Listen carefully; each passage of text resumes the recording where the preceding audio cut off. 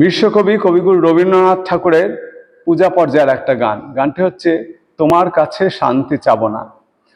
গানটির রচনাকাল 26শে ফাল্গুন 1320 বঙ্গাব্দ।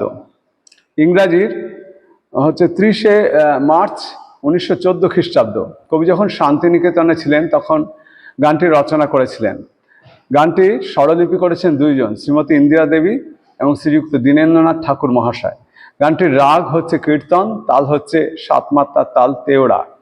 গানটি আমার শ্রদ্ধেয় শিক্ষক শ্রীযুক্ত সুব্রত সেনগুপ্ত মহাশয়ের কাছে শেখা। গানটি গেয়ে শোনাচ্ছি। তোমার কাছে শান্তি চাবো না, থাক না আমার দুঃখ ভাবনা। তোমার কাছে শান্তি চাবো না, অশান্তির এই দোলার পরে বসো বসো তুমি বসো লীলার ভরে। দোলা দিব দোলা দিব এ মোর কামনা। তোমার কাছে শান্তি চাবো না, থাক না আমার দুঃখ ভাবনা। তোমার কাছে শান্তি চাবো না।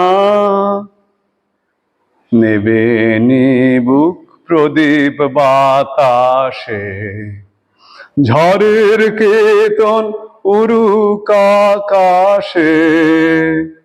নেবে নিবুক প্রদীপ বাতাসে, ঝড়ের কেতন উড়ুক আকাশে।